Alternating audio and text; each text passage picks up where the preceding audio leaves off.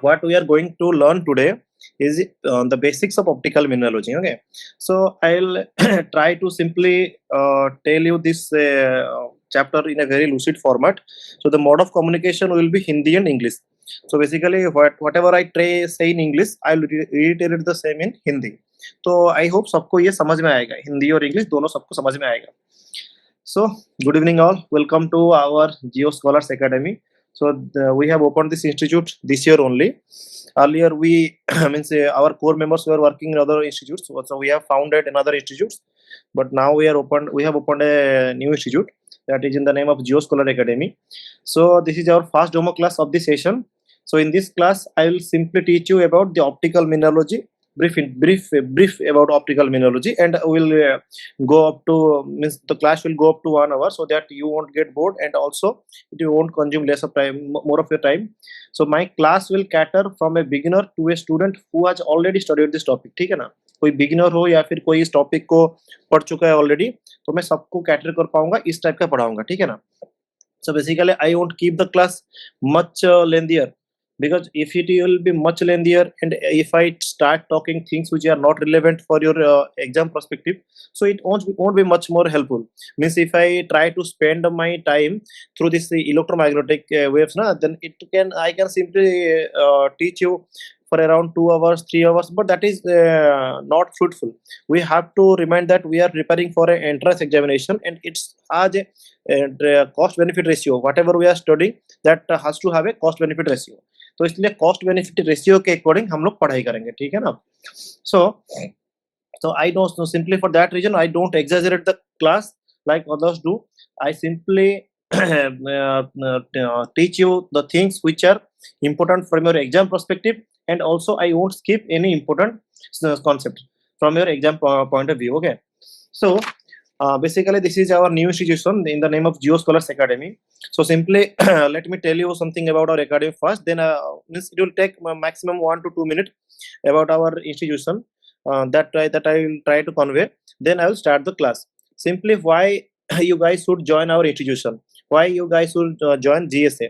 The first thing is that we will provide you the best quality teaching as well as best quality material, because you know that most of our faculties are from IITs, and also I alone is from NIT.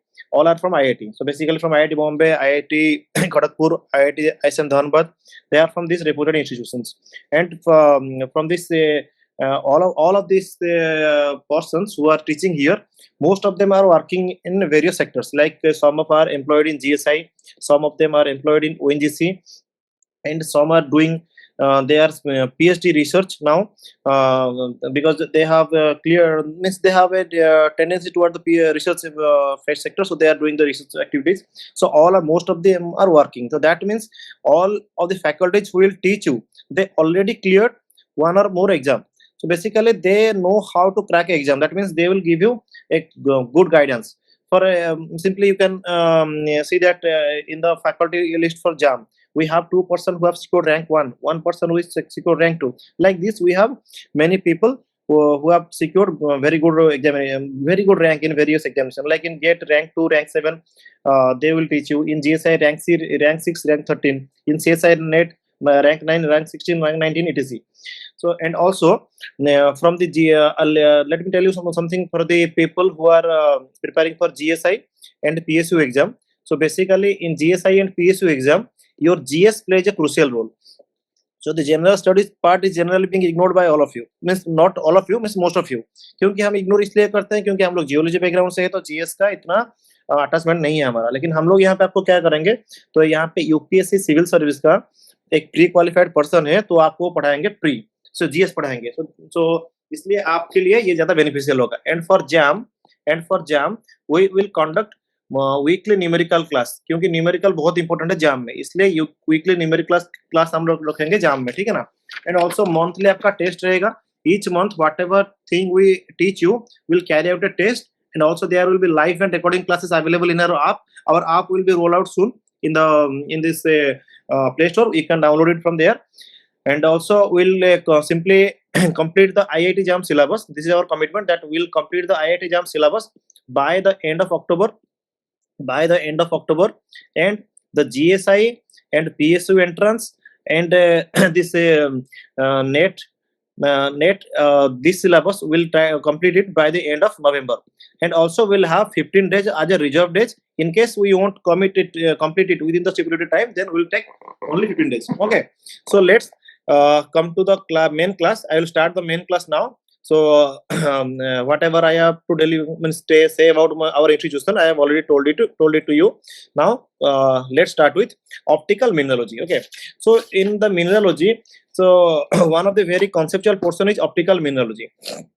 So while coming to optical mineralogy, simply we have to first define that what do we mean by optical mineralogy. Optical mineralogy is nothing but simply study of the light, how it interact with a specific mineral under petrographic microscope. Means you are viewing a mineral under petrographic microscope. You are viewing a mineral under petrographic microscope. That petrographic microscope, you can't see it when the light is not there. So for that reason, you need light first. So that light, how that light interact with the mineral itself, so that is simply known as optical mineralogy. Light कैसे interact करता है mineral के साथ जब आप उसको देखते हो अंडर ए पेट्रोग्राफिक माइक्रोस्कोप, तो उस फेनोमेनन को हम बोलते हैं ऑप्टिकल मिनरलोजी. ठीक है, अभी पेट्रोग्राफिक माइक्रोस्कोप क्या है सबको पता है ऑलमोस्ट, ठीक है ना. और नहीं भी पता है तो जब एक्चुअली मैं ये क्लास कैटर कर रहा हूँ बोथ जाम गेट सबको, सॉरी जाम जीएसआई गेट ये सब बैच के लिए, इसलिए बेसिकली क्या है ना, मैं अभी आपको ये बैठ के नहीं पढ़ाऊंगा कि what is A petrographic microscope. ये मैं जाम वालों को पढ़ाऊंगा उनकी क्लासेस में, और जब गेट वालों का क्लास आएगा, सर जीएसआई वाला बैच का क्लास आएगा, तो उसमें मैं गेट बार बार बोल रहा हूँ actually, GSI batch GATE batch वो सेम एक ही बैच है. ये जो आपका नेट बैच ये सब एक ही बैच है. तो इसमें बेसिकली हम लोग क्या करेंगे, इसको थोड़ा क्रिस्प वे में पढ़ेंगे, लेकिन जाम वालों को मैं थोड़ा मोर डिटेल वे में पढ़ाऊंगा इसको. ठीक है, तो जब आएगा तो उस टाइम पढ़ाएंगे. तो अभी मैं क्या करूंगा, सिंपली आ जाऊंगा आपका ऑप्टिकल मिनरलोजी के ऊपर जो हम पढ़ेंगे आज बेसिकली. सो बेसिकली मैं आपको जैसे बताया कि हम लोग दिखेंगे क्या इसमें ऑप्टिकल मिनरोलॉजी में, the study of a mineral under light. Light means which light? Light means simply visible spectrum of light. Visible spectrum of light. So that you all know that light has a very long spectrum. Spectrum means a series of wavelength they have arranged from a lower to higher order, or frequencies they have arranged from a lower frequency to higher frequency level. ठीक है ना, तो इसको हम बोलेंगे electromagnetic spectrum. तो electromagnetic spectrum जो बोलते हैं हम लोग, इसको इलेक्ट्रोमैग्नेटिक क्यों बोलते हैं? Because it has two components. इसमें एक इलेक्ट्रिकल कंपोनेंट भी है और इसमें एक मैग्नेटिक कंपोनेंट्स भी है. तो दो कंपोनेंट्स है, इसलिए हम इसको बोलते हैं इलेक्ट्रोमैग्नेटिक वेव्स. ठीक है, अच्छा मैं आपको एक चीज बोल देता हूँ, इनकेस मेरा क्लास थोड़ा फास्ट लगा आपको या फिर कहीं पे मतलब जैसे वॉइस वगैरह नहीं आएगा, so you guys simply pin here, means मैं आप कमेंट में मैसेज करना. ठीक है ना, मैं कमेंट भी देख रहा हूँ और एक फोन में, तो आप लोग मैसेज करना सो दैट मैं देख के आप लोगों को पढ़ाऊंगा उससे अकॉर्डिंग. ठीक है ना. अच्छा, तो अभी हम लोग स्टार्ट करते हैं फिर इलेक्ट्रोमैग्नेटिक वेव जो मैं बोल रहा था आपको. Electromagnetic wave means a wave which has both electric property as well as magnetic property. ठीक है, अच्छा तो जो इलेक्ट्रोमैग्नेटिक वेव हम लोग बोल रहा हूं मैं आपको पहले, तो ये कहां से आया? सबसे पहले चीज है कि जो इलेक्ट्रोमैग्नेटिक वेव है that originate from light. Means light is the source of this thing. Basically light का जो साइंटिफिक नेम हम लोग बोल रहे हैं, बेसिकली साइंटिफिक परव्यू से, तो इसको हम लोग बोल रहे हैं इलेक्ट्रोमैग्नेटिक स्पेक्ट्रम के अकॉर्डिंग बोल रहे हैं. ठीक है ना, तो लाइट जो है आपका, लाइट बेसिकली जो सन से आ रहा है या कहीं से भी आ रहा है, that is a polychromatic light. तो उसका जो फ्रीक्वेंसी के अकॉर्डिंग अगर हम अरेंज करेंगे उसको, तो जो फ्रीक्वेंसी बनेगा या जो चार्ट बनेगा, that chart is known as electromagnetic spectrum. ठीक है ना. So this light which is coming from the sun or which we are observing nowadays everywhere, so this has a wave property plus a particle property. ये हम लोग को सबको पता है क्योंकि हम लोग सब ये पढ़ाई किए हैं कॉलेज में कि the light has dual nature, one is wave nature and one is particle nature.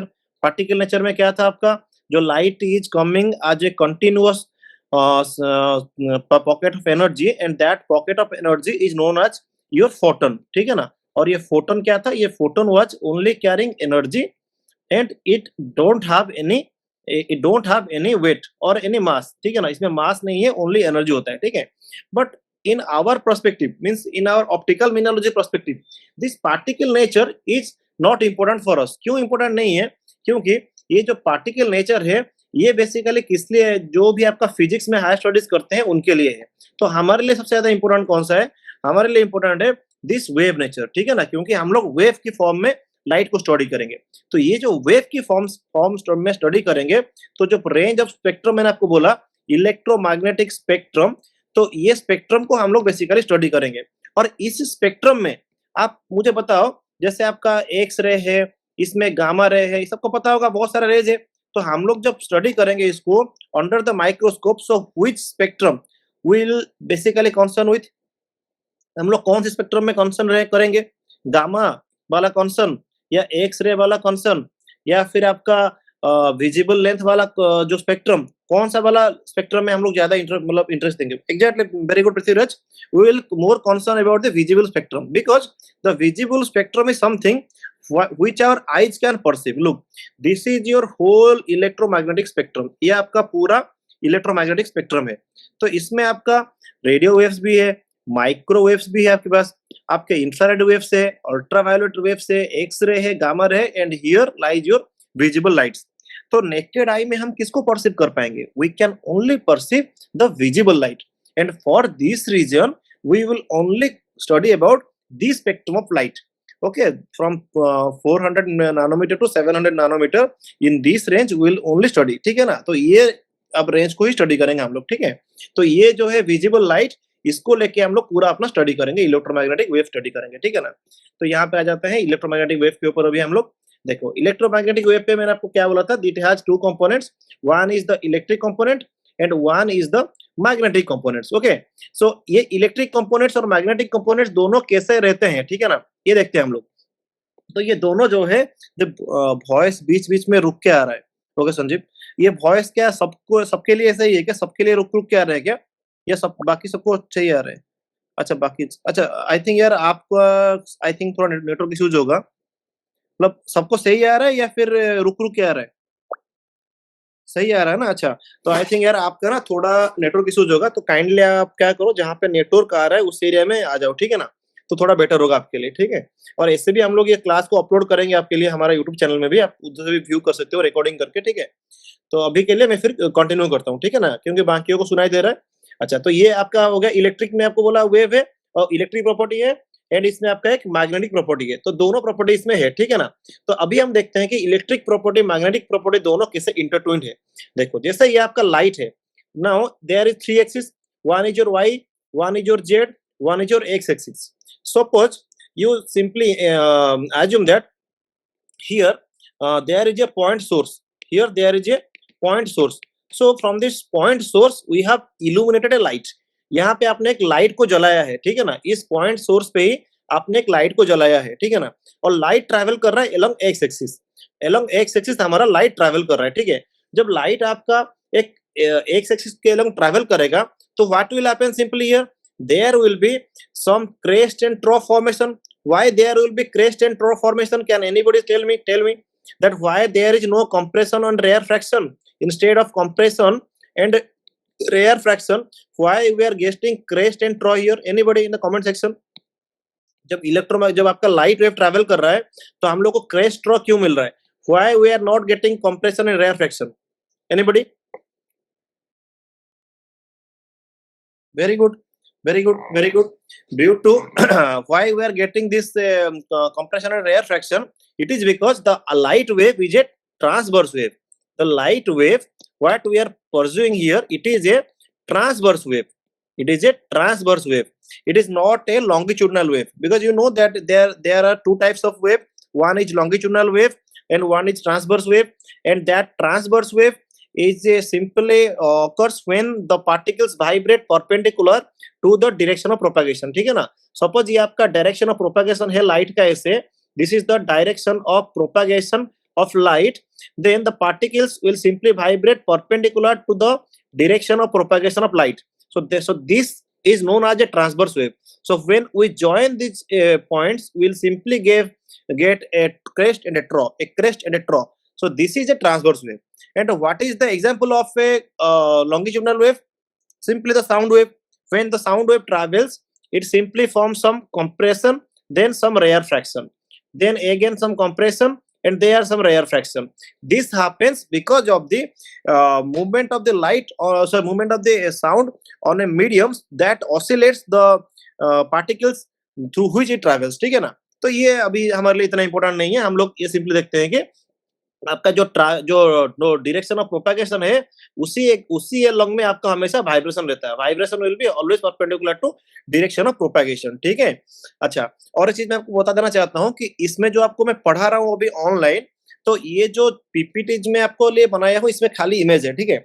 और इसका जो नोट्स है that will be hand written by myself, क्योंकि मैं बिलीव करता हूँ ज्यादा हैंड रिटन नोट्स पे, तो इसलिए मैं आपको जो हैंड रिटन नोट्स है इसका ये शेयर कर दूंगा हमारा टेलीग्राम ग्रुप में। ठीक है ना? और जब क्लास भी हम लोग लेंगे फ्यूचर में, लाइव क्लास लेंगे हमारा जीएसए में, तो इसमें हम लोग भी सेम करेंगे, क्योंकि हमारा जियो स्कॉलर्स एकेडमी में हम लोग ज्यादा एम्फोसिस देते हैं नोट्स मेकिंग के ऊपर, क्योंकि नोट्स आपके पास होना चाहिए अच्छा, एलोंग विथ कॉन्सेप्चुअल अंडरस्टैंडिंग। ठीक है ना? तो इसलिए आइदर आपको हैंड रिटन फॉर्मेट में नोट्स मिलेगा जो कि ऑब्वियसली रीडेबल होगा, एंड आपको नोट्स मिलेगा आइदर आपके डिजिटाइज फॉर्मेट में, आपको प्रिंटेड फॉर्मेट में जैसे आप टाइप करके आपको देंगे। ठीक है ना? लेकिन वो भी अच्छा नोट्स रहेगा, दोनों नोट्स आपके लिए अच्छा रहेंगे। ठीक है?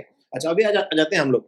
जैसे ये मान लो कि आपका लाइट का जो है, लाइट का ये है डायरेक्शन ऑफ प्रोपगेशन। तो इसमें देखो, सपोज ये ग्रीन वाला लाइट है, ये सॉरी ये ब्लू वाला लाइट है।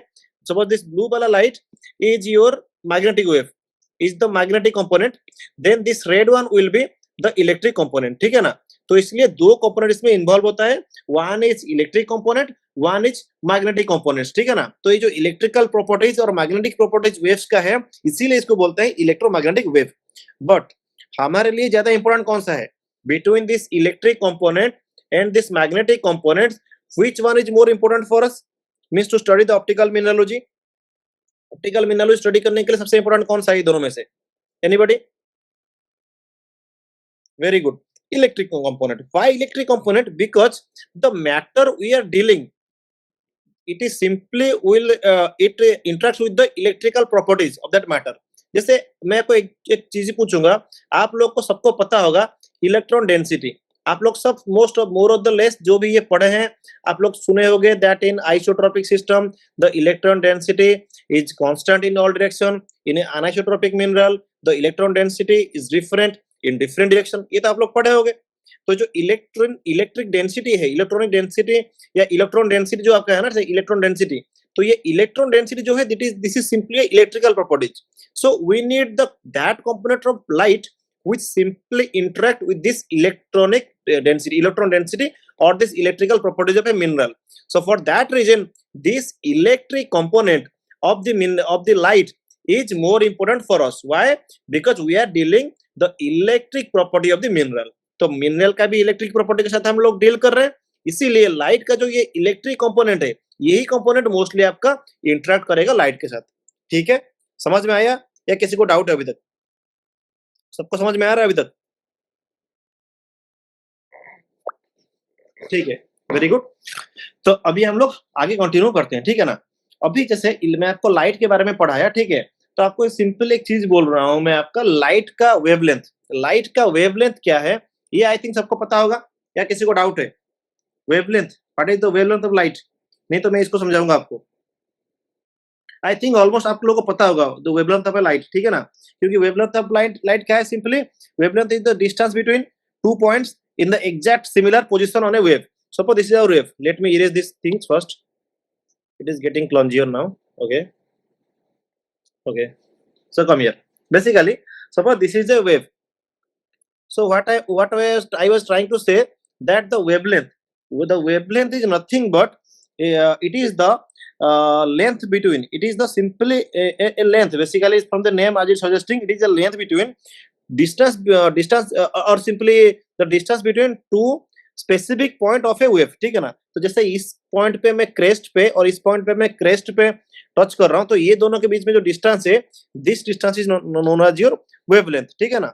और वेवलेंथ का ऑपोजिट क्या है? फ्रीक्वेंसी। आपको भी पता होगा that wavelength and frequency they are inversely proportional. ये आई थिंक सबको पता होगा। Frequency means simply how many waves are passing through a unit area through a unit second, that's it. ठीक है ना? सबको पता होगा आई थिंक ये चीज। ठीक है? तो जैसे लाइट का वेवलेंथ की बेसिस पे लाइट को भी डिवाइड किया गया है, जो फेज है इसको डिवाइड किया है 3 फेज में। ये बहुत ज्यादा इंपॉर्टेंट नहीं है, लेकिन आपके लिए जानने की जरूरत है, इसलिए क्योंकि इसमें डायरेक्ट आपको क्वेश्चन नहीं पूछेगा कि इन फेज क्या है, आउट ऑफ फेज है, फेज क्या है, कंप्लीटली आउट ऑफ फेज क्या है, लेकिन ये आपको जरूरत पड़ेगा जब आप लोग आगे जाके प्लियोक्रोजिम पढ़ोगे, ठीक है ना, प्लियोक्रोजिम वगैरह पढ़ोगे, ठीक है ना, इंटरफेरेंस पढ़ोगे, तो उस टाइम पे ये ज्यादा जरूरत आएगा, ठीक है ना। जब हम नेक्स्ट क्लास में करेंगे इसके रिगार्डिंग, तो उसमें आपको इसका इंपॉर्टेंस समझ में आएगा, ठीक है। तो जैसे स्पेसिफिकली मैं बोलूं तो इनफेज लाइट हम किसको बोलेंगे, एक एक मतलब आपका इसमें बेसिकली इनफेज लाइट हम उसको बोलेंगे जहां पे आपका सारे जो है लाइट्स वो एक ही फेज में रहेंगे। दैट मीन्स सपोज ये एक वेव आपका रेड कलर में ड्रॉ है, ठीक है ना, मैं ब्लू कलर में और एक वेव आपका ड्रॉ करूंगा, ये भी एग्जैक्टली ऑन दैट फेज रहेगा। That phase means same wavelength रहेगा इसमें, और जो वेवलेंथ रहेगा क्रेस्ट टू क्रेस्ट मैच करेगा, ट्रॉ टू ट्रॉ मैच करेगा। नेक्स्ट मान लो कि और एक वेव हमने ड्रॉ किया सेम ऐसे रेड कलर में, एक सेकंड ये रेड मोटा हो गया, इस रेड कलर में ड्रॉ किया, same crest to crest match किया, ट्रॉ टू ट्रॉ मैच किया, then it is a in phase wave. Out of phase wave किसको बोलेंगे, आपका क्रेस्ट और ट्रॉ ये दोनों साथ एग्जैक्टली मैच नहीं करेंगे, थोड़ा डिवाइड करेंगे, तो इस केस में क्या होगा, जो रिजल्टेंट वेव यहाँ पे आपका फॉर्म होगा उसका जो है हाइट थोड़ा कम हो जाएगा, और वेवलेंथ थोड़ा, इसका जो वेव का जो एम्पलीट्यूड है ना वो थोड़ा कम हो जाएगा, ठीक है ना। और completely out of phase wave किसको बोलेंगे, एक का क्रेस्ट दूसरे का ट्रॉ, एक का क्रेस्ट दूसरे का ट्रॉ, ये मैच करेंगे, तो इन केस में जो टोटल लाइट आपका आएगा दैट विल बी जीरो। अगर दोनों सेम इंटेंसिटी के होंगे देन यहाँ पे लाइट कुछ आएगा ही नहीं आगे। तो ये सिंपली आपको आपका जो है इसको हम बोलेंगे completely out of phase wave, ठीक है ना। ये बेसिक चीज है, इसमें ज्यादा डिटेल में हम लोग नहीं घुसेंगे क्योंकि ये हमारे लिए ज्यादा इंपॉर्टेंट नहीं है, ठीक है ना। लेकिन अभी हम लोग एक इंपॉर्टेंट चीज देखेंगे, that is your wave surface and wave front, ठीक है ना। तो इसमें कुछ कुछ बच्चों को थोड़ा डाउट रहता है, ठीक है ना। जब मैं भी पढ़ रहा था तो मुझे भी इसके बारे में डाउट रहता था, ठीक है ना। बेसिकली वेव फ्रंट क्या है, वेव सरफेस क्या है, ठीक है ना। देखो पहले हम लोग डिफाइन करेंगे what is a wave surface, क्योंकि वेव सरफेस डिफाइन करने के बाद वेव फ्रंट पूरा इजी हो जाएगा। What is a wave surface, we need to determine it first, ठीक है ना। देखो सिंपली बात ये है कि मान लो कि आपने एक जगह पे एक टॉर्च को जलाया है, ठीक है ना।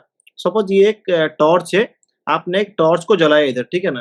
तो लाइट क्या होगा, एवरी डायरेक्शन में ट्रैवल करेगा, light will travel in all direction, travel करेगा कि नहीं करेगा, करेगा, ठीक है ना। सपोज आपने क्या किया, बोला कि जैसे मैं ये 2D में आपको दिखा रहा हूँ, तो ये 3D में भी लाइट ट्रैवल कर रहा होगा, मींस इनसाइड इट लाइट ऐसे भी ट्रैवल कर रहा होगा, तो outside it towards our screen light ऐसे भी ट्रैवल कर रहा होगा। तो बेसिकली आप क्या करोगे, सपोज एक यूनिट सेकेंड हम लोग लेंगे, will take a unit second, तो यूनिट सेकेंड के बाद सपोज एक सेकेंड हम लोग लेंगे या 2 सेकेंड लेंगे, जितना भी हम लोग यूनिट सेकेंड लेंगे, यूनिट सेकेंड लेके हम क्या देखेंगे, that at this time light कहाँ ट्रैवल किया है। एक सेकंड में लाइट कितना ट्रैवल करता है डिस्टेंस, 3 लाख किलोमीटर पर सेकंड इन वैक्यूम, ठीक है।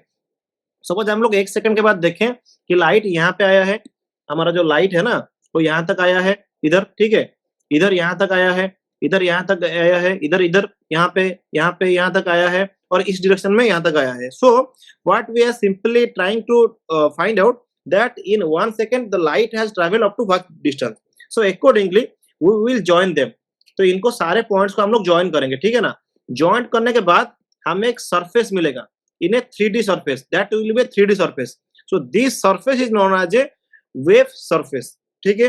एग्जांपल आप यहाँ पे और एक इमेज में देखिए, जैसे यहाँ पे आपका पॉइंट सोर्स ये है, this one is your point source, this center में, ठीक है ना, this one is your point source. I think it is visible now more clearly, ठीक है ना, more vividly, this is the point source. अभी इस सोर्स से क्या हुआ, आपने लाइट को इल्यूमिनेट किया। सपोज यहाँ पे पॉइंट सोर्स मान लो कि टॉर्च है कि आपका रखा है, तो ये टॉर्च को आपने इल्यूमिनेट किया, तो क्या होगा, लाइट आपका एवरी डायरेक्शन में ट्रैवल करेगा, इधर भी ट्रैवल करेगा, इधर भी ट्रैवल करेगा, इधर भी ट्रैवल करेगा, इधर भी ट्रैवल करेगा, हर डायरेक्शन में ट्रैवल करेगा, ठीक है ना। सपोज मैं आपको बोलूंगा that I find out the light that has travelled after 1 second. Suppose 1 second पे लाइट यहाँ तक ट्रैवल किया है, 2 सेकंड पे यहाँ तक ट्रैवल किया है, 3 सेकंड पे यहाँ तक ट्रैवल किया है, 4 सेकंड में यहाँ तक ट्रैवल किया है, ठीक है ना। सपोज डिफरेंट टाइम पे डिफरेंट डिस्टेंस तक ट्रैवल किया है, तो ये 1 सेकंड वाले पॉइंट्स को पूरा जोड़ दोगे, जो सरफेस बनेगा that surface is a known as your wave surface, ठीक है ना। तो जैसे ये 2 सेकंड के बाद कितना डिस्टेंस ट्रैवल किया है उसको ज्वाइन करोगे, जो सरफेस मिलेगा, so that will be A wave surface for 2 second, this is the wave surface for 3 second, accordingly this is the wave surface for 4 second. तो आप लोगों को मैं एक चीज पूछ रहा हूँ, एक सिंपली आप इमेजिन करो, अगर आपका लाइट जो है एक होमोजेनियस एक होमोजेनियस मटेरियल है, ठीक है ना? Suppose this is a homogeneous material, that means it has a velocity same along all direction, ठीक है ना? सपोज ये आपका एक होमोजेनियस सरफेस है, ठीक है ना? तो इसके अकॉर्डिंग आप क्या करो, लाइट को पास करो। इस डायरेक्शन में लाइट जितना स्पीड में जाएगा, इस डायरेक्शन में उतना स्पीड में जाएगा और इस डायरेक्शन में सेम स्पीड में जाएगा, ठीक है ना? अगर हर डायरेक्शन में सेम स्पीड में ट्रेवल करेगा, तो वेव सरफेस जो है वो कौन सा ज्योमेट्रिक फिगर होगा? 3D में इमेजिन करो, अगर आपका एवरी सेक्शन एवरी डायरेक्शन में सेम स्पीड में लाइट ट्रेवल करेगा in a homogeneous medium, this medium is homogeneous, ठीक है ना? That means light travels at equal speed in all direction. अगर लाइट एवरी डायरेक्शन में सेम स्पीड में travel करेगा, तो आपका जो सरफेस बनेगा वो कैसे बनेगा? Any guess? Any guess? You guys can comment. Sphere, very good. Sphere क्यों बनेगा? क्योंकि आप अगर स्पीयर को देखोगे, जैसे इमेजिन करो ग्लोब, ठीक है ना? आप एक कोई ग्लोब देख रहे हो या स्पीयर देख रहे हो, तो इसमें क्या होता है ना, आपका हर एक डायरेक्शन में अगर आप पॉइंट से उसको टच करोगे every surface, then that length is constant. और मैंने आपको क्या बोला कि होमोजेनियस मीडियम है, इसलिए एवरी डायरेक्शन में लाइट आपका सेम स्पीड में ट्रेवल कर रहा है। अगर लाइट सेम स्पीड में ट्रेवल करेगा, तो जो सरफेस हम लोग ऑब्टेन करेंगे, that surface will be a sphere only। तो जो 3D में जो सरफेस बनेगा, that surface will be like a globe। आप लोग क्या इमेजिन करो कि आप लोग क्या कर रहे हो कि लाइट को देख करके एक ग्लोब के सेंटर में एक लाइट को इल्यूमिनेट किया हो, या फिर इमेजिन करो हमारा अर्थ के कोर में आपने एक बल्ब जलाया है, ठीक है ना? तो जो बल्ब है, तो वहां से पूरा टॉप तक मान लो जो सेम टाइम है, और अर्थ एक होमोजेनस मीडियम है, ये इमेजिन करो। तो मान लो कि हमारा क्रॉस तक 1 सेकंड में लाइट पहुंच गया, तो जो अगर क्रॉस तक पहुंच जाएगा, तो जो सरफेस बनेगा ना, तो डिटो ऐसे ही बनेगा, एक स्फीयर बनेगा, ठीक है ना? तो इसीलिए आपका मीडियम अगर होमोजेनियस होगा, then the surface will be a sphere, ठीक है ना? ये सबको क्लियर है? Why the wave surface of a homogeneous medium will be a sphere. ये सबको क्लियर है या किसी को डाउट है? एनीबॉडी? किसी को डाउट है तो मैं अगेन एक्सप्लेन करूंगा। Why the wave surface of a homogeneous medium will be a sphere. सबको समझ में आया ये चीज, या किसी को डाउट है? ओके, समझ में आया, देन थैंक यू। अच्छा, तो फिर मैं आगे कंटिन्यू करता हूँ। जैसे आप लोगों को पता चल गया हो कि मैं भी क्या बात करना चाहता हूँ। जैसे अभी ये आपका वेव सरफेस में आपको बोला कि होमोजेनियस मीडियम में सेम है, दैट मींस आगे हमारा आएगा आइसोट्रोपिक मीडियम। कि आइसोट्रोपिक मीडियम में हमारा जो ये वेव सरफेस है वो हमारा स्फीयर है, ठीक है ना? तो ये बातें आगे आएगा, लेकिन मैं अभी धीरे धीरे वहां तक पहुंचूंगा, ठीक है ना? अच्छा, ये आपका हो गया सिंपली वेव सरफेस, ठीक है? अगर आपका ये वेव सरफेस एक डिफरेंट मीडियम में ट्रैवल करेगा, मान लो कि सपोज ये एक आपका एक मिनरल ऐसा है, ठीक है ना? इस मिनरल एक क्या है कि एक इस मिनरल का जो प्रॉपर्टीज है, that is different along different direction.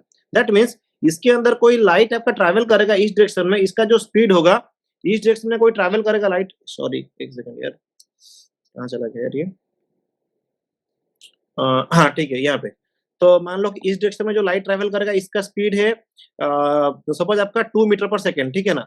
और इस डायरेक्शन में जो जाएगा उसका है 10 मीटर पर सेकंड, ठीक है ना? इस डायरेक्शन में जो जाएगा उसका स्पीड है 20 मीटर पर सेकंड। तो बेसिकली जो सरफेस बनेगा आपका कैसे बनेगा? मैं बोलूंगा आपको 2 में आप क्या करो, 1 सेकंड के बाद देखो मेरा लाइट कितना डिस्टेंस ट्रैवल किया है। यहाँ पे मान लो 2 मीटर गया होगा, तो यहाँ पे 10 मीटर इधर इतना गया होगा, 20 मीटर गया है तो इधर बहुत ज्यादा गया होगा डिस्टेंस, ठीक है ना? तो इसको अगर आप ज्वाइन करोगे, तो ये जो सरफेस बनेगा आपका, this surface will be A irregular surface. इसका सरफेस कैसा होगा कोई नहीं बोल पाएगा, ये डिपेंड करेगा कि कौन सा डायरेक्शन में लाइट कितना स्पीड में ट्रैवल किया है, ठीक है? क्लियर? अभी इससे और एक सिंपलर वर्जन है। अगर मैं आपको ये बोल दूं कि आपका जो लाइट है, मैं आपको अगर सिंपली यहाँ पे ये बोल दूं, इस पेज पे आ जाते हैं, ठीक है ना? मैं आपको ये बोलूंगा कि यहाँ पे जो मीडियम आपका है, यहाँ पे इस मीडियम का ओनली 2 डायरेक्शन में ही 2 टाइप्स का इलेक्ट्रॉन डेंसिटी है। दैट मीन्स मैं आपको ये बोलूंगा कि सपोज आप एक डायरेक्शन में जा रहे हो, ठीक है ना? इसका जो स्पीड है suppose that is 2 metre per second है। अगर आप यहाँ पे वाई डायरेक्शन में जाओगे, then the distance will be, then the speed of the light will be 4 metre per second. अब मुझे बोलो, अगर मैं यहाँ पे 1 सेकंड के बाद देखूंगा, तो यहाँ पे सपोज लाइट आपका ट्रैवल करेगा 2 सेकंड, 2 मीटर ट्रैवल करेगा, तो यहाँ पे 4 मीटर ट्रैवल करेगा। अगर इसको हम ज्वाइन करेंगे ए से, तो then it will be just a ellipsoid, ठीक है ना।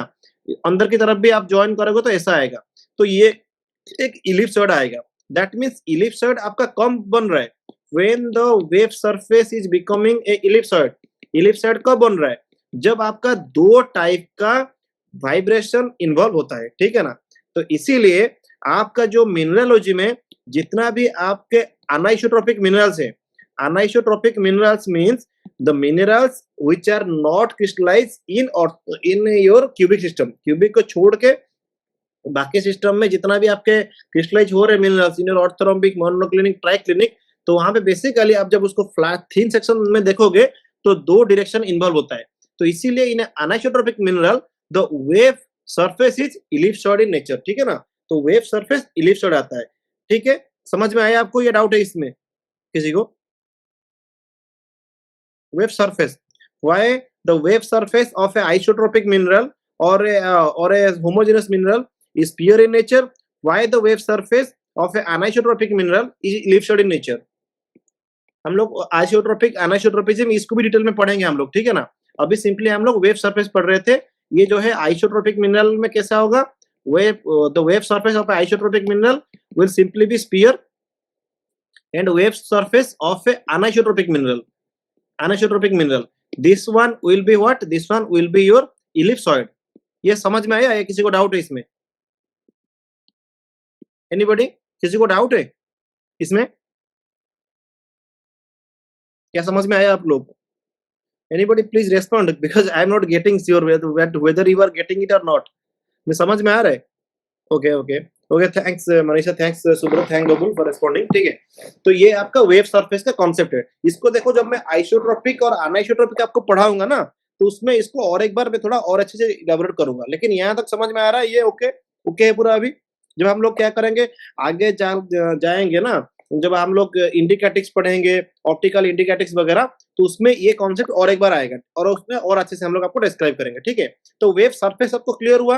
वेव सरफेस अभी हम लोग फिर अगेन रिवाइज कर लेते हैं। क्या है कि आपका एक पॉइंट सोर्स है, तो यहाँ से आपने लाइट को छोड़ा, आपने देखा कि 1 सेकंड के बाद लाइट मेरा कौन सा डायरेक्शन में कितना डिस्टेंस गया है, तो उसको आप 1 सेकंड के बाद मान लो इतना इतना गया है, ठीक है। सपोज आफ्टर 1 सेकंड इतना गया है, तो आप क्या करोगे, सारे पॉइंट्स को जोड़ दोगे। सारे पॉइंट्स को जोड़ने के बाद 3D में आपको जो सरफेस मिलेगा in 3D, so this surface is known as your wave surface. Clear? Wave surface clear, ठीक है। अभी हम लोग और एक कॉन्सेप्ट पढ़ेंगे, दैट इज वेव फ्रंट। अगर आपको वेव सरफेस क्लियर है, देन वेव फ्रंट बहुत इजी है, ठीक है ना। वेव फ्रंट क्या है? Simply it is nothing but a section passing through a certain plane through the wave surface, ठीक है ना। दैट मीन्स सपोज आपका वेव सरफेस ऐसा है एक स्फीयर, ठीक है ना। आपका वेव सरफेस ऐसा एक स्फीयर है, ठीक है ना। सपोज ये एक वेव सरफेस है, this is a wave surface, ठीक है ना। तो आप क्या करोगे, एक इसमें एक प्लेन, एक प्लेन सपोज आप ले रहे हो, ठीक है ना। Suppose you are taking this plane, you are taking a cross section through this plane, so you are taking a cross section through this plane, ठीक है ना।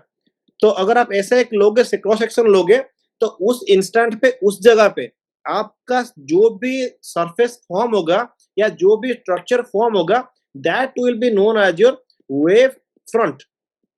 तो वेव सरफेस को आप क्रॉस सेक्शन लोगे तो बनेगा वेव फॉर्म। यहाँ पे आ जाओ आप लोग, देखो इसको, वेव सरफेस और वेव फॉर्म मैं आपको फ्रंट में आपको दिखाता हूँ, ठीक है ना। जैसे एक एग्जांपल के तौर पे मैं आपको यहाँ पे दिखा रहा हूँ, ठीक है ना। यहाँ पे देखो और एक बार, ये आपका है वेव सरफेस, ठीक है ना। ये आपका है wave surface, this is the wave surface, this is the wave surface, and here the wave surface is itself is in which shape। यहाँ पे आपका जो वेव सरफेस है ये कौन सी शेप में है बताओ मुझे। ये आपका एक स्फीयर फॉर्म में है, ठीक है ना। ये एक स्फीयर फॉर्म में है। अगर मैं आपको बोलूंगा कि क्रॉस सेक्शन लो, यहाँ पे सपोज आप देखोगे कि 2 सेकंड के बाद लाइट कहाँ पे ट्रैवल किया इन 2D, सपोज, तो उस अकॉर्डिंग क्या करोगे, आप एक क्रॉस सेक्शन लोगे ऐसे, सपोज आप एक ऐसे क्रॉस सेक्शन लोगे ऐसे, ठीक है ना। तो ये देखोगे आपकी 1 सेकंड के बाद life in this 2D has reached how much distance, कितना डिस्टेंस पे ट्रैवल किया है, आप एक क्रॉस सेक्शन लोगे। अच्छा मुझे आप लोग बताओ, this cross section through a sphere will be of which shape. एक अगर क्रॉस सेक्शन आप स्फीयर में लोगे तो definitely, very good Jitendra, it will be a circle. So here the wave front will be a circle. Why it is a circle? Because the wave surface is sphere itself. That means in a isotropic system or isometric system, that is a isotropic minerals, the wave surface is sphere but the wave front is a circle. Why circle? Because if we take a 2D cross section through a sphere, then it will generate a circle. क्योंकि सबको पता होगा, आप लोग तो पढ़े होंगे, आप लोग 11th 12th में इस चीज को, ठीक है ना। तो ये वेव फ्रंट आपका यहाँ पे क्या हो गया, सर्कल हो गया। क्लियर। तो यहाँ पे बेसिकली और एक चीज मैं आपको पढ़ाऊंगा, मतलब जो इलिप्स हमने आपने बनाया था ना, यहाँ पे एक इमेजिन करो एक इलिप्स फॉर्म हो रहा है, ठीक है ना। It is forming in a anisotropic mineral, ठीक है ना। ये आपका अनाइसोट्रोपिक मिनरल है और यहाँ पे आपका एक इलिप्स फॉर्म हुआ है, ठीक है ना। एक सेकंड, इसको थोड़ा मिटा देते हैं, ठीक है ना। ये सपोज आपका इलिप्स है, दिस इज योर एक्सिस, ये आपका 2 एक्सिस है, ठीक है ना। सपोज ये एक्सिस है, एक्सिस बी, ठीक है। अभी मुझे बताओ, अगर through this ellipse I will take a cross section in this blue color light.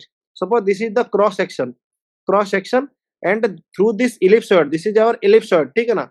इस ellipsoid में मैं क्या कर रहा हूँ, एक cross section ले रहा हूँ through the center. So this will give rise to a which kind of geometric figure? तो यहाँ पे जो geometric figure बनेगा वो कैसा बनेगा?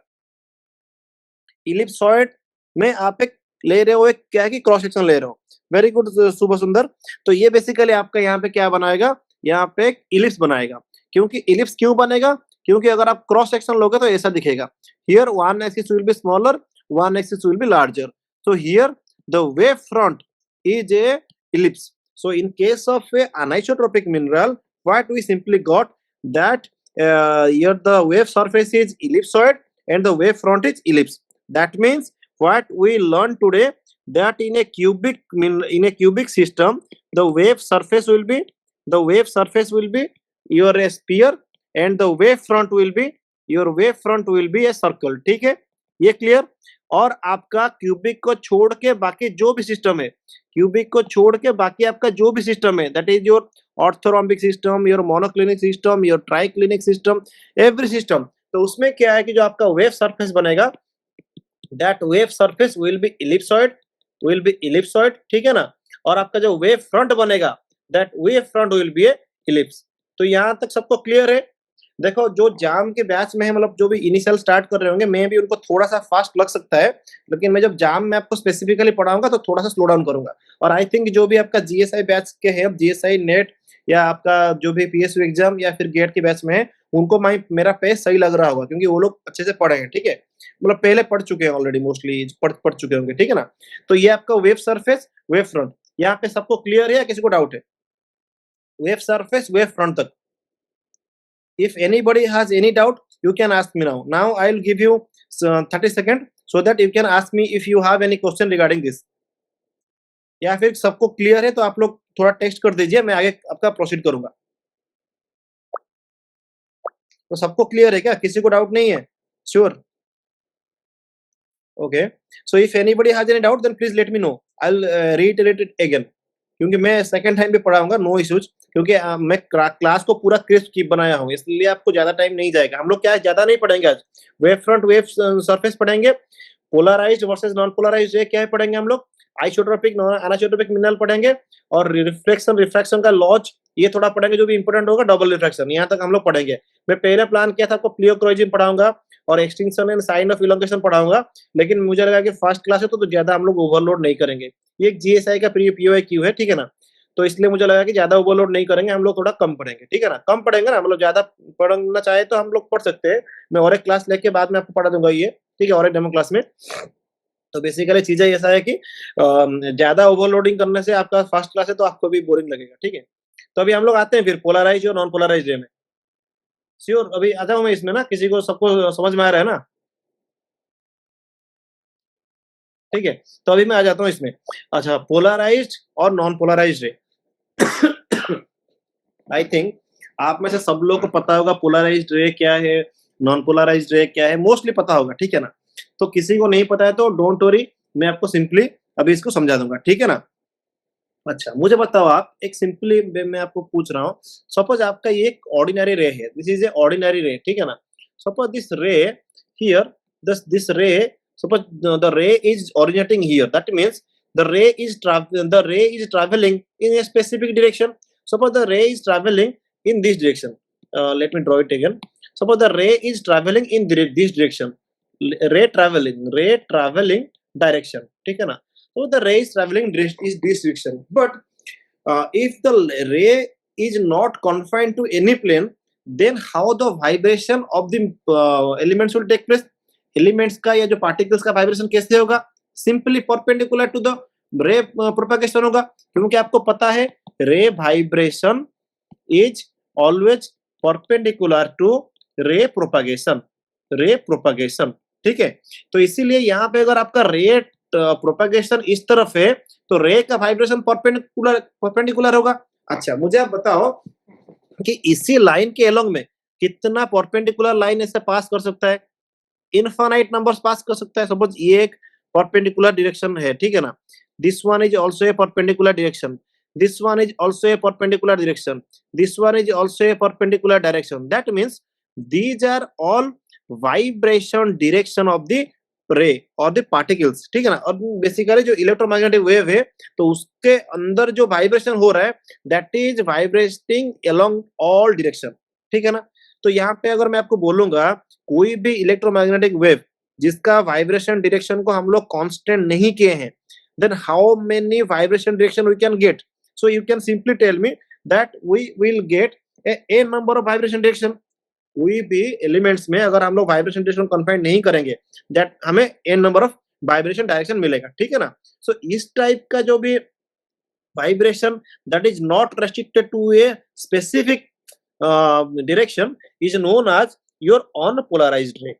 पोलराइज्ड देखो, पोलराइज्ड का मीनिंग क्या है? आप लोग सोचो कि जो पोलराइज्ड का जो लेमैन टर्म में क्या मीनिंग है? Polarized means confined to a specific direction और confined to a specific group. आप लोग सुने होंगे ना, जब हम लोग इलेक्शन होता है तो उस टाइम पे टीवी में क्या बोलता है? That polarization of vote is taking place in one party, और polarization of vote is taking place along one ideology. That means vote जो है उस डायरेक्शन में या फिर उसी आइडियोलॉजी के बेसिस पे आपका ट्रांसफर हो रहा है. एग्जैक्टली अनपोलराइज्ड मींस आपका किसी के अलोंग आपका कुछ एफिनिटी नहीं है, मींस आपका रैंडमनेस है इधर. तो बेसिकली जो भी अनपोलराइज्ड रे हम बोलेंगे उस सेंस में जो वाइब्रेशन आपका हो रहा है that is not confined to any one direction, means it is vibrating in all direction. तो इसको हम लोग बोलेंगे अनपोलराइज्ड रे, ठीक है ना? That means in a ordinary ray the ray simply vibrate in all direction, so the light will propagate in all direction perpendicular to the ray vibration, ठीक है ना? तो रे वाइब्रेशन भी perpendicular to the ray propagation होगा all direction में, और light भी travel कर सकता है ऑल डायरेक्शन में, ठीक है ना? तो बेसिकली वाइब्रेशन को कन्फाइन नहीं किया, that is use known as a non polarized ray. यहाँ पे देखो, यहाँ पे दो फॉर्मेट में इसको दिखाया है. वन फॉर्मेट में क्या दिखाया? The ray is vibrating like this, that is from north to south. Okay, suppose another ray will be there that will vibrate from top to bottom, that the top to bottom of our screen means आपका screen का जो अंदर से बाहर तक अगर आपका face तक ये वाइब्रेशन होगा तो that vibration will be like this. तो इसको हम लोग दिए हैं क्या? डॉट की फॉर्म में दे रहे हैं. यहाँ पे डॉट की फॉर्म में दिया है उसको, और जो हॉरिजॉन्टली वर्टिकली वाइब्रेट कर रहा है उसको दिया है आपका वेक्टर की फॉर्म में, ठीक है? तो यहाँ पे दो टाइप का आपका वाइब्रेशन हो रहा है, तो इसलिए हम लोग बोलेंगे इस टाइप के रे को non polarized. That means it is the vibration is not confined. Non means not confined in one direction, ठीक है ना? Not confined in one direction. तो वन डायरेक्शन में कन्फाइंड नहीं हुआ है. It can be two direction, it can be multi direction, तो कुछ भी डायरेक्शन हो सकता है. क्लियर?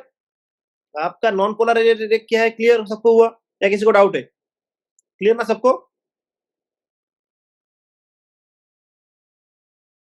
ठीक है, तो अभी हम लोग आते हैं पोलराइज्ड रे पे. पोलराइज्ड रे क्या है, ठीक है ना? अभी मैं पोलराइज और नॉन पोलराइज आपको क्या करूंगा, मैं डिफाइन कर दूंगा. उसके बाद कैसे हम लोग उसको प्रोड्यूस करेंगे वो भी आपको बोलूंगा, और आइसोट्रोपिक मिनरल अनआइसोट्रोपिक मिनरल में हमारा जो पोलराइजेशन कैसे होता है वो भी आपको बोलूंगा, ठीक है? अभी हम लोग देखते हैं प्लेन पोलराइज्ड रे, और that is simply polarized ray. Plane polarized ray means the light is polarized. Polarized means confined or inclined in a one plane, in a single plane, ठीक है ना? सिंगल प्लेन, तो एक ही plane में confined हुआ है, इसलिए हम इसको बोलते हैं plane polarized light. Clear? Plane polarized means polarizing to in a single plane, that means confined to a single plane, एक ही प्लेन में आपका रे जो है वाइब्रेट करेगा, ठीक है ना। तो इसमें देखो कैसे होता है, suppose my one ray is traveling like this, and here this is the ray propagation, this is the ray propagation, this is the ray propagation, ठीक है। And suppose there will be vibration like this in a single direction, here vibration taking place in a single direction, ठीक है ना। So this vibration is confined to only this plane, ये जो plane में आपका draw किया हूँ surface पे ना, या जो आपका स्क्रीन, मेरा आईपैड का स्क्रीन और आपका जो मोबाइल का स्क्रीन जो है, तो बेसिकली तो इसी डायरेक्शन में ही आपका क्या हुआ है, आपका रे जो है कन्फाइंड हुआ है, ठीक है ना। तो इसी डायरेक्शन में कन्फाइंड हुआ है, that means the ray is confined और vibrating in a single plane, इसीलिए इसको बोलते हैं plane polarized ray, that means the ray is polarized in a single plane, plane polarized ray, plane polarized ray, ठीक है, clear. Plane polarized रे क्या है, क्लियर सबको हुआ, that means the vibration is taking place in a single plane, ठीक है। अभी आप लोग को ये क्लियर हुआ पोलराइज्ड रे क्या है और नॉन पोलराइज्ड रे क्या है, ठीक है ना। अभी नेक्स्ट क्वेश्चन इज कि सर आपने तो बताया हमें कि पोलराइज्ड रे क्या है, नॉन पोलराइज्ड रे क्या है, अभी बताइए कि जो अभी मैं आपको पहले क्वेश्चन पूछता हूँ, जो नेचुरल लाइट आप लोग देख रहे हो, ठीक है ना, जो natural light that is passing through the microscope, or the light is coming from the sun, or the light that is coming from the bulb, they are simply your polarized light or non polarized light, anybody? These all light, they are polarized light or they are non polarized light, anybody? Very good guys, unpolarized or non polarized light, ठीक है ना। तो basically यहाँ पे अगर ये unpolarised रे है, तो अभी हम लोग पोलराइज्ड रे के पीछे इतना क्यों पड़े हैं, हम लोग इतना क्यों पढ़े हैं, बेसिकली बहुत सारा आपका प्रॉपर्टीज है आपका ऑप्टिकल मिनरोलॉजी में, जिसको आप पोलराइज्ड रे में स्टडी कर पाओगे, क्योंकि अनपोलराइज्ड रे करोगे ना, तो वहां पे जो जैसे आपका इंटरफेरेंस होगा, प्लियोक्रोइज्म होगा, ये बहुत डिरेक्शन में टेकिंग प्लेस करेगा, तो इसीलिए हम लोग को पोलराइजेशन करना जरूरी है। जब हम लोग आएंगे इंटरफेरेंस के ऊपर, प्लियोक्रोइज्म के ऊपर, तब मैं आपको पढ़ाऊंगा इसका सिग्निफिकेंस ज्यादा, ठीक है ना। अभी हमारा क्वेश्चन है how to produce a polarized ray, how to produce polarized ray from a non polarized ray, ठीक है ना। नॉन पोलराइज्ड रे से हम लोग पोलराइज्ड रे को कैसे प्रोड्यूस करेंगे, ये हमारा पहला क्वेश्चन है, ठीक है ना। तो इसको आपको पता होगा ऑलमोस्ट सबको कि दो वे है इसको प्रोड्यूस करने का। The first way is using a polarizing film, ठीक है ना, polarizing film, and the second way will be by using a Nicol's prism, ठीक है। और जो आप में से प्रिपेयर कर रहे हैं जीएसआई के लिए, या फिर आपका PSU exam, CSIR, NET, GATE, ये सब के लिए, तो आई थिंक सबको ये दो चीज पता होगा, निकोल्स प्रिज्म क्या है और पोलराइजिंग फिल्म क्या है। जब मैं जाम वालों का स्पेशल क्लास लूंगा तो उसमें मैं आपको समझाऊंगा डिटेल्स में इसको, निकोल्स प्रिज्म क्या है, वो कैसे हम उसको फॉर्म करते हैं, कनाडा बालसम जो भी है लगा के, ठीक है ना। लेकिन अभी के लिए हम लोग आपको सिंपली इजीली इसको बताऊंगा, छोटे मतलब एक कॉन्साइज वे में, कि दोनों वे में हम लोग क्या करते हैं। सिंपल देखो, अभी जो बोलूंगा वो भी समझ में आएगा, उतना सफिशिएंट है आपके लिए भी, ठीक है। तो इसमें हम लोग क्या करते हैं, जो when we try to produce a mineral using your when we try to produce our what polarized ray using polarizing film, then how we are doing it, ठीक है ना। तो पोलराइजिंग फिल्म यूज करेंगे तो कैसे करेंगे, सिंपल। तो polarising film is एक प्लास्टिक शीट है, suppose this is the plastic sheet, this is nothing but A plastic sheet, ठीक है ना। ये प्लास्टिक शीट आपका कहाँ पे रहता है, ये प्लास्टिक शीट आपका रहता है माइक्रोस्कोप में, ठीक है ना।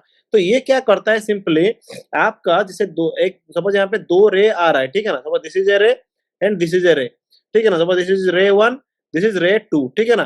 तो इसमें से ये क्या करेगा, एक रे को ऑब्जर्व कर लेगा, this will simply observe one ray, that means there will be one ray left, that means one ray means one vibrating ray will be there, single directionally vibrating ray will be there, that means एक को ही allow करेगा पास करने के लिए। Suppose ये एक direction में आपका ट्रेवल हो रहा है, ठीक है ना, वाइब्रेट हो रहा है, एक ही डायरेक्शन में वाइब्रेट होगा और एक ही डायरेक्शन में ट्रेवल करेगा, और इसको ये ऑब्जर्व कर लेगा, that means polarising film works on the principle of observation of one ray and allow the passage of another ray, clear. Polarising film का यही है कॉन्सेप्ट, ये मॉडर्न डे माइक्रोस्कोप में मोस्टली यूज हो रहा है, ठीक है ना। पुराने माइक्रोस्कोप में निकल प्रिज्म यूज करते थे, अभी जो मॉडर्न डे माइक्रोस्कोप आपका आया है उसमें पोलराइजिंग फिल्म यूज करते हैं। तो अभी देख लेते हैं हम लोग निकल प्रिज्म में कैसे होता है।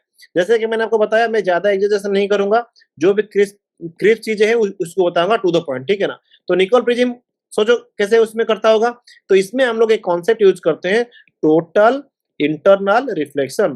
Total internal reflection. अच्छा, ये टोटल इंटरनल रिफ्लेक्शन क्या है, ये मैं आपको पढ़ाऊंगा अभी थोड़ी देर के बाद। जब यहाँ पे मैं आऊंगा ना, इसमें आऊंगा critical angle, total internal reflection, TIR, तो इसमें आपको पढ़ाऊंगा। और आप लोग भी ऑलमोस्ट पढ़े ही होगे, आपने 12th में, 11th में, 10th में आए हो, पढ़े ही होगे, ठीक है ना। नहीं पढ़ोगे तो डोंट वरी, मैं आपको ये पढ़ाऊंगा आज, ठीक है। तो ये क्या करता है, टोटल इंटरनल रिफ्लेक्शन यूज करके क्या करता है ना, सपोज इसके पास 2 रेज आ रहा है, 2 रेज में क्या करेगा, 1 रे को ये बाहर निकाल देगा, 1 ray will be sent out. Sent out means how it will be sent out, by using your principles of total internal reflection, ठीक है ना। तो ये आपका दो हो गया process through which you can produce polarized ray from non polarized ray. Sure, clear यहां तक? यहां तक सबको क्लियर है या किसी को डाउट है? ओके, ठीक है। अभी मैं आपको एक चीज बताऊंगा कि जो पोलराइज्ड रे और नॉन पोलराइज्ड रे है, ठीक है ना, तो ये जो है बेसिकली कैसे आपके बिहेव करेंगे एक आइसोट्रोपिक मिनरल में और एक अनआइसोट्रोपिक मिनरल में, ठीक है। अच्छा, मुझे एक बात आप बताओ कि लाइट आपका ट्रैवल करेगा, एक मीडियम में ट्रैवल कर रहा है, तो उसका स्पीड, सपोज मैं एक आपको सिंपल बताऊंगा, एक मान लो कि आप खुद ट्रैवल कर रहे हो, ठीक है ना। सपोज आप मान लो, आप अगर अभी ट्रैवल करोगे इन एयर, तो आपका स्पीड जितना रहेगा। अगर आप ट्रैवल करोगे इनसाइड वाटर, तो आपका स्पीड थोड़ा डिक्रीज होगा। अगर आप ट्रैवल करना चाहोगे थ्रू हनी, तो आपका स्पीड और डिक्रीज होगा। दैट मीन्स जो हमारा स्पीड जो है, speed that simply depends upon the density of the medium through which we are travelling. कौन से मीडियम में ट्रैवल कर रहे हो उसका डेंसिटी के ऊपर डिपेंडेंट है। देखो, एयर में डेंसिटी कम है, इसलिए स्पीड यहाँ पे ज्यादा है, तो स्पीड विल बी हायर, ठीक है ना। तो वाटर में क्या होगा, speed will be intermediate, honey में speed will be more lower, ठीक है ना। तो ये सिंपली डेंसिटी के ऊपर डिपेंड करता है। एग्जैक्टली जब कोई भी मिनरल है आपका, इधर सपोज एक मिनरल आपके पास है, suppose this is a mineral, ठीक है ना। ये आपका एक मिनरल से, एक मिनरल है ऐसे, इस मिनरल में क्या हो रहा है ना, आपका लाइट ट्रैवल कर रहा है, ठीक है ना। Suppose your light is travelling in this mineral, ठीक है ना। यहाँ पे मान लो आपका लाइट ट्रैवल कर रहा है, इस मिनरल में आपका लाइट ट्रैवल कर रहा है। सपोज लाइट यहाँ पे ट्रैवल कर रहा है, एक डायरेक्शन हो गया ए, सपोज एक डायरेक्शन हो गया बी, ठीक है ना। अगर इस दोनों डायरेक्शन का डेंसिटी सेम रहेगा, तो लाइट का स्पीड भी सेम रहेगा। डेंसिटी अगर सेम रहेगा तो लाइट का स्पीड भी सेम रहेगा। अच्छा, तो मिनरल में, एक मिनरल में मुझे बताओ, एक अगर सिंगल मिनरल है, सपोज सपोज एक मिनरल है आपका गोल्ड, ठीक है ना। इसी गोल्ड मिनरल में आपका डेंसिटी हर जगह सेम है कि नहीं है? Physical density, density means physical density, ये सेम है या नहीं है?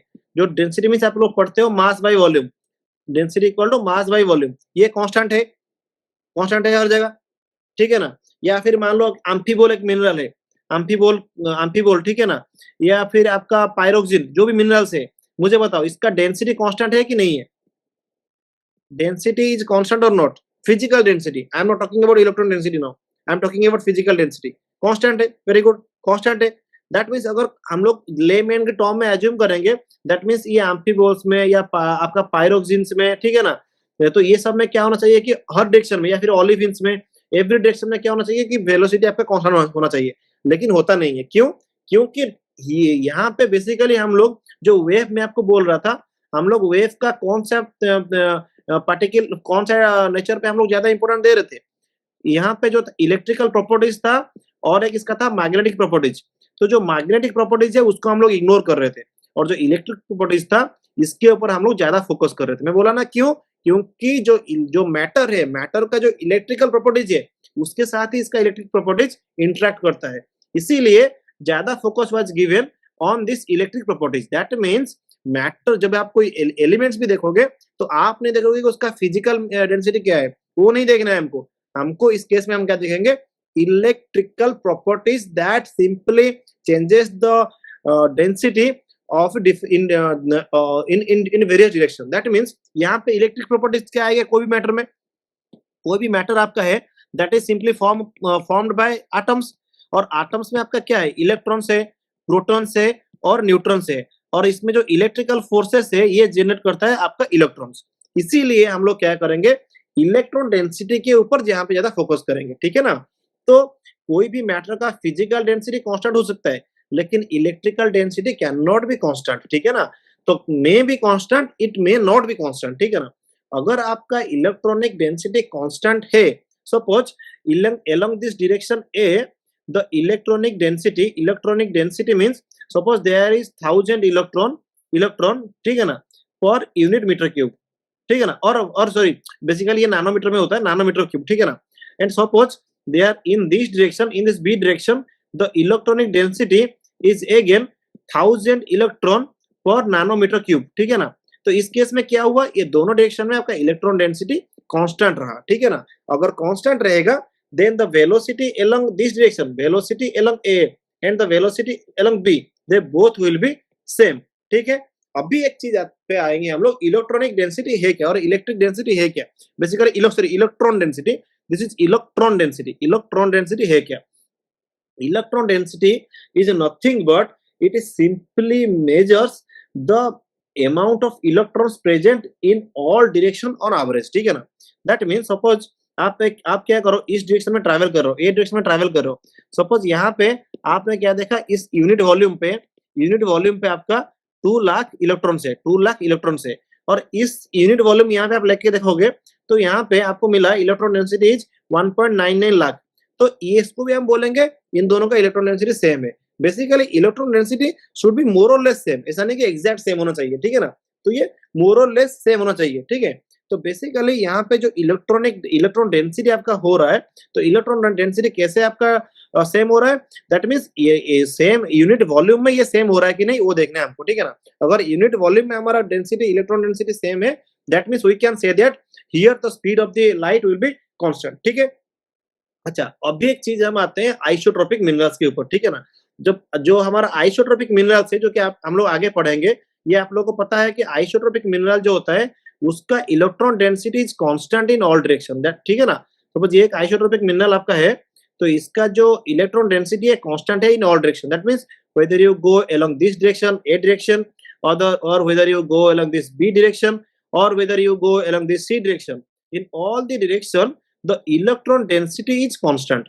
So if the electron density is constant, that means the velocity of light will be constant, या फिर जो इलेक्ट्रिकल प्रॉपर्टीज है वो कांस्टेंट रहेगा। और इलेक्ट्रिक प्रॉपर्टीज यहाँ पे क्या है कि आपका जो वेलोसिटी है वही इलेक्ट्रिकल प्रॉपर्टीज, तो this one will be constant. So in isotropic system और in isotropic mineral, the density, the velocity of the electromagnetic wave that is propagating, that is the electric wave, is simply constant, ठीक है ना? तो velocity constant रहेगा।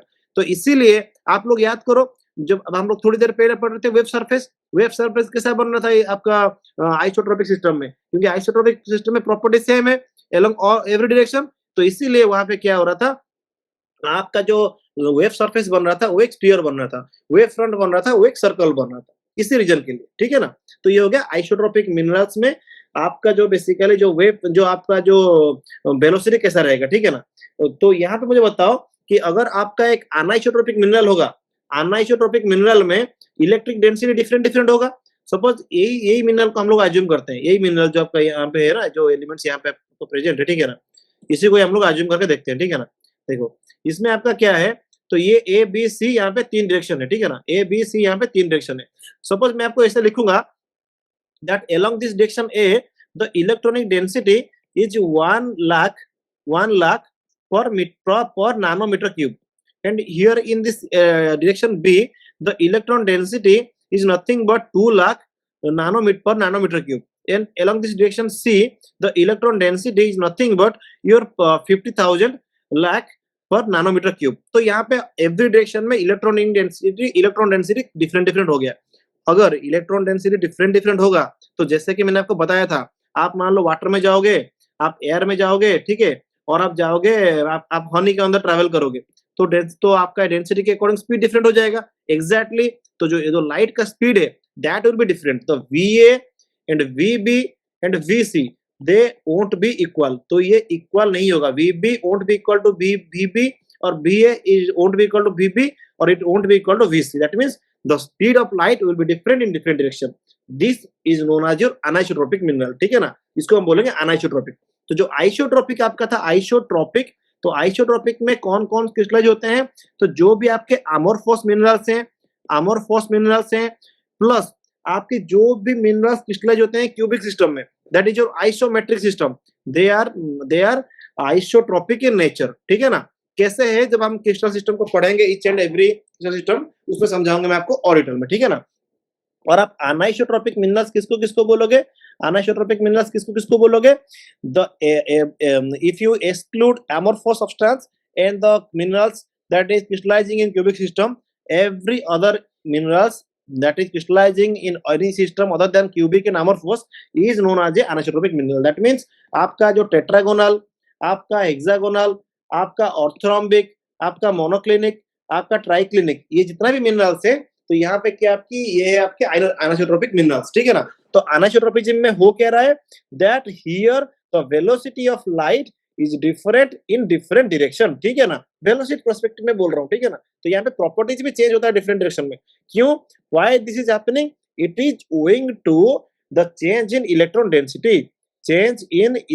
Density, in different direction. Clear, यहाँ तक सबको समझ में आया है, किसी को डाउट है, किसी को डाउट है तो आप लोग पूछे मुझे,